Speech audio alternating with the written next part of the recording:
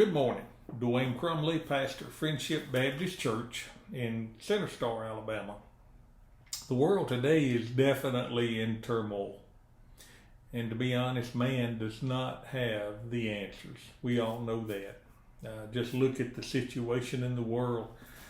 Look at what's going on in America. Look at how our prices are skyrocketing, how all this stuff is going on, and everybody seems to be on edge. I was sharing with a colleague last night while we were in Huntsville how everybody seems to be on edge right now.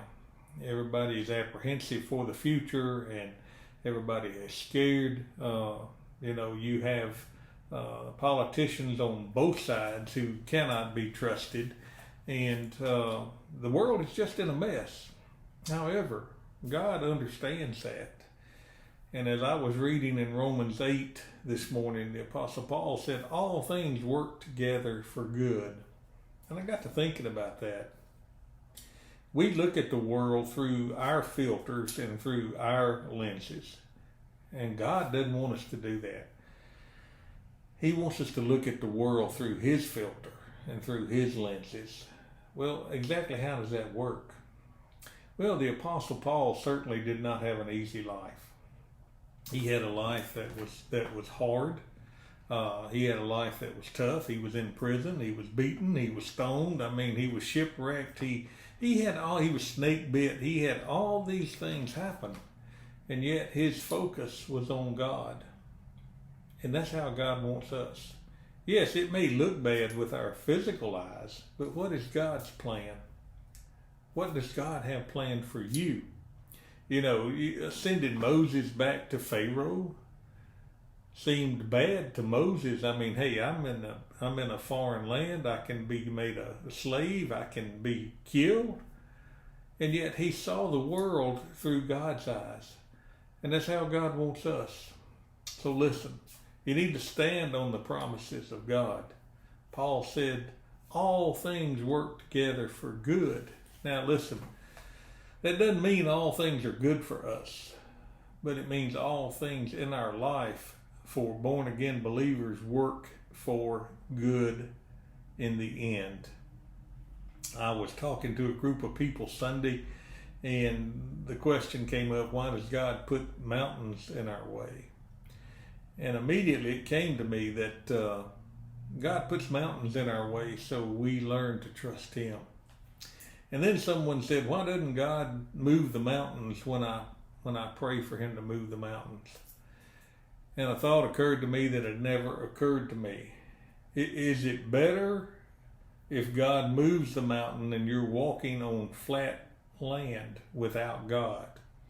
Or is it better to go up the mountain with God?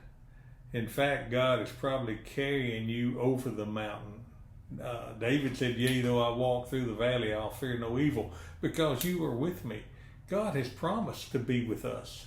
So I submit to you that it's better to be going up the mountain with God than to be walking on flat, level ground without God. How does that work in our real life? I just have to realize and stand on the promises of God and realize that I cannot trust my own eyes. Because what I see in the future is not the real future, because God has a plan. God has a plan, and if you'll look back and you'll see where God brought you from and what all He's done, it will help you step out on faith. But God has a plan. All things work together for good. Yeah, it may not be good right now, but it's going to be better later. But I just have to be like Paul, and I press toward the mark. Paul said we're surrounded, we're pressed on every side, meaning this. I got pressures coming at me from everywhere, upside down, sideways, up and down, and I got pressures from everywhere, and yet I'm still standing. What does that mean? God is still protecting me. I saw a little cartoon that showed a Christian had on the full armor of God. And man, it had spears sticking out of it. It had arrows sticking out of it. It was covered in what we would say was attacks by the world. And the caption at the bottom said, and yet I'm still standing. So see, that's where God wants us. Look at the positive today, not the negative. You may have a sore toe, but you got 9 toes that don't hurt. That's the positive. You may be in a bad situation right now, but Bible says, God said, I'll make a way when there is no way. You may be thinking that nobody cares about you, and God said, I love you enough that I sent my son to die for you. So think about these things. Look at where you are and look at who you are.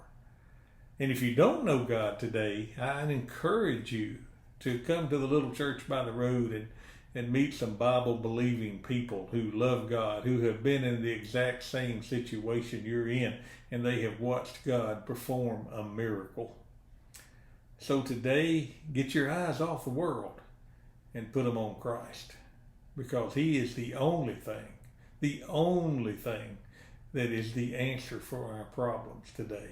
Thank you for listening to the Little Church by the Road Friendship Moments. We'd love to see you. We'd love to have you visit us. We'd love to have you drop us a card. Anything we can do to help you, just reach out to us. Thanks for listening.